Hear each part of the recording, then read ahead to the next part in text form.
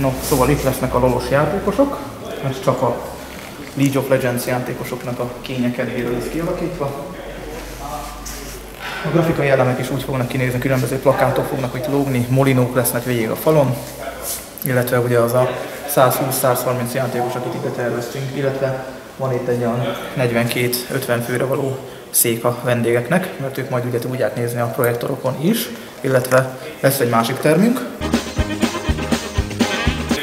Ebben a teremben lesz itt a konzolos, az egyik konzolos bajnokságunk, ugye a két PlayStation 3, ha jól tudom, és akkor két PlayStation 4 majd idejön, illetve itt is lesz majd, ha jól emlékszem, Oculus Rift. Igen, ha jól emlékszem, idejön az Oculus Rift. Itt lesz egy-két szék ugye a vendégeknek, illetve akik ki szeretnék próbálni. Ez itt a ruhatárunk lesz, igazából ez túl sok mindent ide nem tervezünk, csak ruhatár. Itt lesz az egyik támogatónk, a Kopasz 442. Ez a termünk a botos versenyt fogja kiszolgálni. Abba a sarokban lesz majd a streamerünk, közvetítőnk, aki ugye neki szükséges az, hogy csönd legyen. Bull? Nem, ide fog majd a bull ülni, erre a területre. Ott lesz 3 játékosunk abban a sarokban. Várjál? Igen.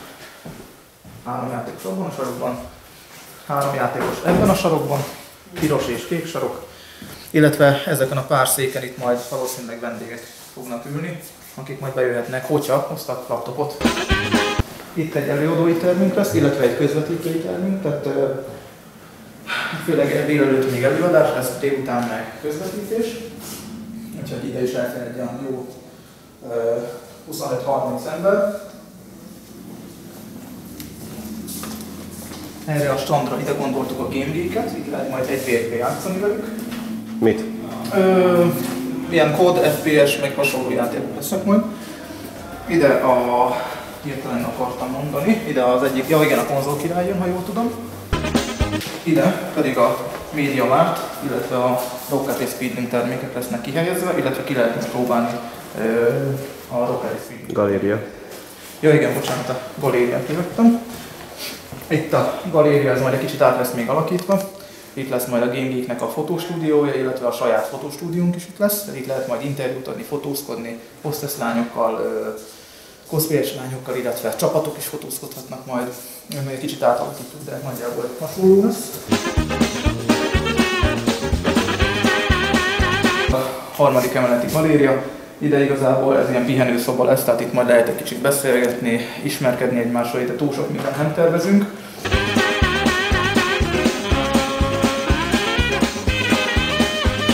Ez itt a harmadik emeleti konzolos terem lesz. Ha minden igaz és a számításaink sikeresek lesznek, akkor abba a két sarokba kerül majd az Otherworld-nek a szimulátorszéke, a Project Cars szimulátorszékek. Ide helyezzük majd le azt az 5 PC-t, ami majd Heroes of the Storm-ozni lehet. Ez egy ilyen, hát hogy is fogalmazok, ilyen tét nélküli verseny, ez tét nélküli bajnokság. Ide jön majd a Heroes of the Storm-os srácnak a streamer gépe, tehát streamer is lesz online. És rosszul mondtam az előbb, mert ide jön az Oculus Rift, tehát amit fönt volt, azt hirtelen most nem tudom mi lesz, de itt lesz az Oculus Rift elhelyezve. Igen. Itt a másik közvetítői streamer szobánk, ahol pontosabban majd ugye itt lehet végignézni a versenyeket. Ide lesz majd kivetítve a projektoron keresztül, itt lesz a VOT bajnokságot, lehet majd itt nézni. Ide is kb. 30 ember le tud majd ülni. Fönt ugye ott a VOT bajnokságot lehet majd nézni, két helyen is, mert a teremben is, meg az előadókban is lehet majd nézni.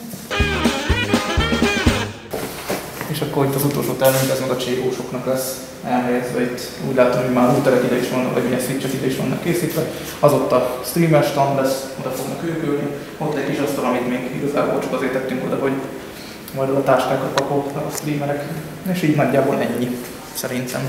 Ez itt a Real Gamers május 23-ai rendezvényének a helyszíne a Tudósházból.